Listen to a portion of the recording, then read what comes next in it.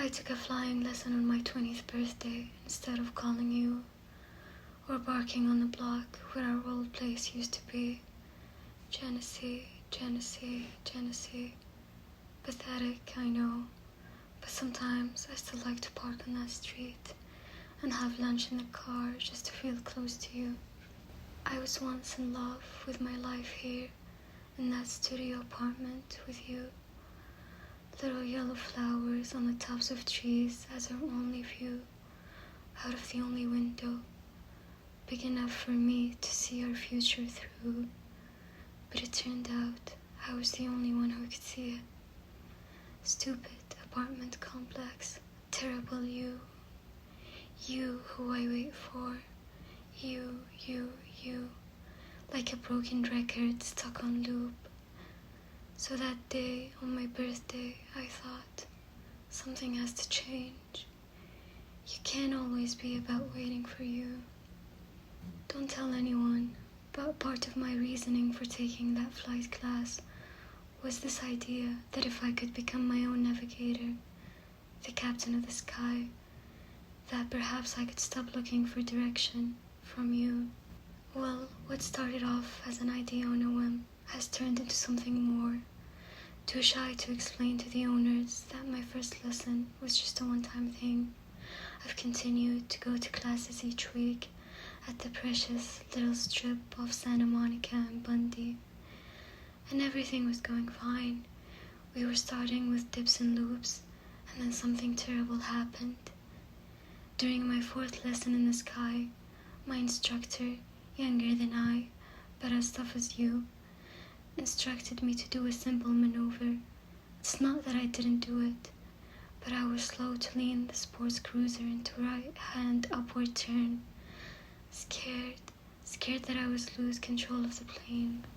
Not tactfully and not gently, the instructor shook his hand and without looking at me said, "You don't trust yourself."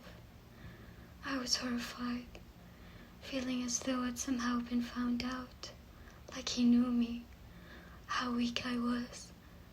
Of course, he was only talking about my ability as a pilot in the sky, but I knew it was meant for me to hear those words. For me, they held a deeper meaning. I didn't trust myself, not just 2,500 feet above the coast of Malibu, but with anything, and I didn't trust you. I could have said something, but I was quiet, because pilots aren't like poets. They don't make metaphors between life and the sky. In the midst of this midlife meltdown, navigational exercise, and self-examination, I also decided to do something else I always wanted to do. Take sailing lessons in the vibrant bay of Lana Del Rey. I signed up for the class as Elizabeth Grant, and nobody blinked an eye. So why was I so sure that when I walked into the tiny shack on Valley Way, someone would say, "You're not a captain of a ship or a master of the sky"? No, the fishermen didn't care, and so neither did I. And for a brief moment, I felt more myself than ever before, letting the self-proclaimed drunkard captain's lessons wash over me like the foamy tops of the sea. Midway through, my forehead burned and my hands raw from driving. The captain told me the most important thing I'd need to know in the sea. Never on the ship into irons. That's nautical terms for not sailing the boat directly into the wind. In order to do that, though, you have to know where the wind is coming from, and you might not have time to look up to the mast or up further to the weather vane. So you have to feel where the wind is coming from, on your cheeks and by the tips of the white waves, from which direction they're rolling. To do this, he gave me an exercise.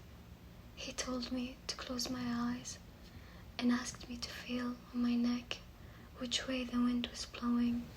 I already knew I was going to get it wrong. The wind is coming from everywhere. I feel it all over, I told him. No, he said. The wind is coming from the left, the port side. I sat, waiting for him to tell me, you don't trust yourself. But he didn't, so I said it for him. I don't trust myself. He laughed, gentler than the pilot, but still not realizing that my failure in the exercise was hitting me at a much deeper level. It's not that you don't trust yourself, he said. It's simply that you're not a captain. It isn't what you do. Then he told me he wanted me to practice every day so I would get better. Which grocery store do you go to? He asked. To the Ralphs and the Palisades, I replied. Okay, when you're in the Ralphs and the Palisades, I want you, as you're walking from your car to the store, to close your eyes and feel which way the wind is blowing. Now, I don't want you to look like a crazy person crouching in the middle of the parking lot, but everywhere you go, I want you to try and find which way the wind is coming in from, and then determine if it's from the port or starboard side. So when you're back on the boat, you have a better sense of it. I thought his advice was adorable. I could already picture myself in the parking lot, squinting my eyes with perfect housewives looking in. I could picture myself growing a better sense of which way the wind was blowing, and as I did, a tiny bit of deeper trust also began to grow within myself. I thought of mentioning it, but I didn't, because captains aren't like poets. They don't make metaphors between sea and sky. And as I thought that to myself, I realized that's why I write. All of this, circumnavigating the earth, was to get back to my life. 6 trips to the moon for my poetry to arise. I'm not a captain. I'm not a pilot. I write.